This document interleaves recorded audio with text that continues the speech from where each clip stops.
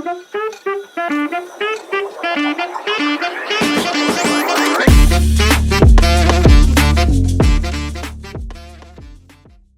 everyone, and welcome to a discussion on this blog by Ankur Shiv Bhandari titled Perfectly Fine, Until It Wasn't, Defect versus Perfect Out, two-letter mystery under Ankur's thought-sharing banner, Excellence Intended.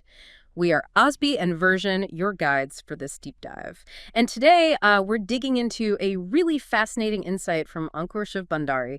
It's about how a tiny linguistic detail can actually have these massive implications. Huge implications, yeah. For how we see success, failure, both, personally and in our work lives. Exactly. It's not just playing with words. It's more about shifting how we think about things we call flaws or mistakes. Right. It reframes the whole idea. You know that feeling, right? Like you've poured everything into a plan. It looks brilliant on paper. Yeah. Meticulously crafted. And then you watch it just poof, unravel faster than a cheap jumper and a tumble dryer. Ankur uses that exact image. He does. It's a great one. And his surprising take is that the line between something being a defect and being perfect, it's incredibly thin. Much thinner than you'd think. Just 2 letters, apparently. Just 2 letters. It's quite something. Okay, so let's unpack this. This linguistic revelation Ankur Shiv Bhandari brings up. Yeah, let's get into it. He points out that defect and perfect, they actually come from the same Latin root word, facere. Facere, which just means to make. Simple as that. Right. So the fect part is just the thing that's being made, the creation itself. Mm-hmm.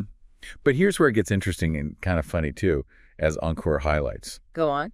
Well, you take that fect, that thing being made, and you stick D on the front. Okay. And bam, suddenly it's wrong. It's off. Something's missing. Maybe it squeaks when it moves, as Ankur puts it. Yeah.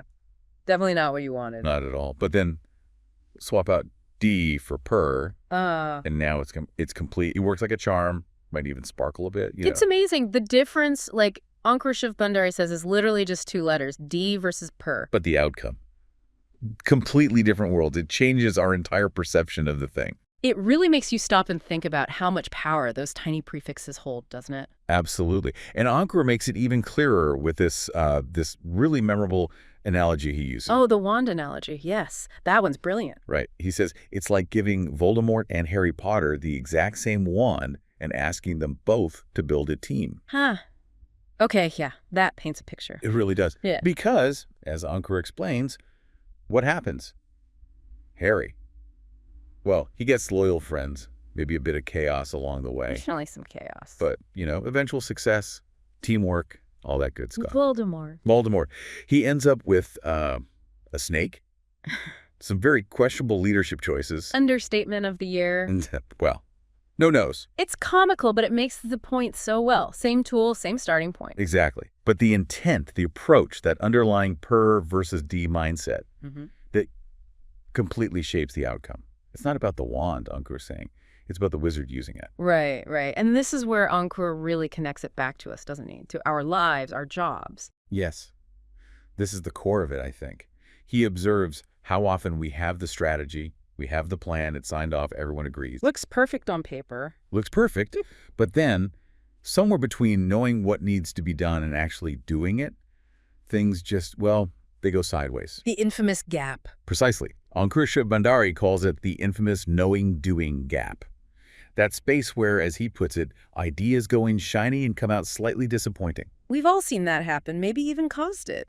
Occasionally. Oh, for sure. And Ankur is clear. This defect often isn't because people don't care or they're not trying. It's just this gap. So what causes it? What makes that slide into a day? Or Ankur gives some great examples. It could be something like unclear communication within the team, simple misunderstanding. Yeah, it happens all the time. Or maybe a botched rollout. The plan was good, but the execution, the launch, just didn't land right. Or someone changing the goalposts halfway through. Exactly. Someone changes the brief after everything's built. How often does that happen? It's just surprisingly easy to trip over that tiny prefix in the real world. It really is. So, okay, thinking about this, what does it mean for us?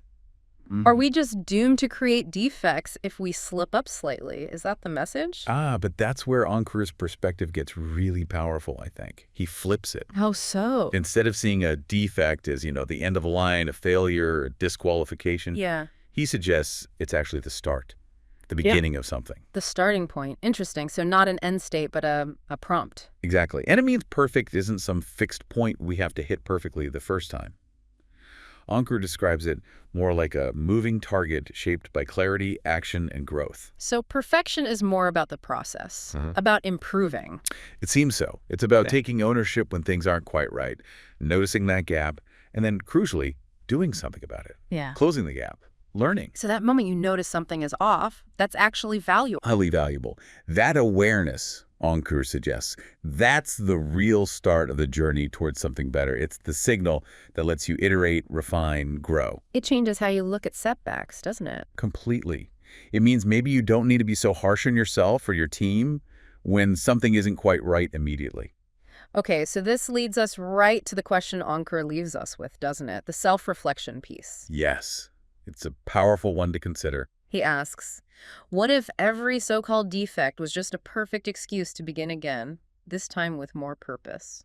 A perfect excuse to begin again with more purpose. That really shifts the focus from blame to opportunity. It does. Something for all of us to maybe mull over in our own experiences, I think. Definitely food for thought. And on that thought, thanks for listening to this deep dive on Ankur's blog. Yes, thank you. We welcome you to join Ankur's social media channels, as mentioned in the description, for other thought pieces, especially on bridging the knowing-doing gap and related discussions. All the best from all of us. Bye-bye. Bye-bye.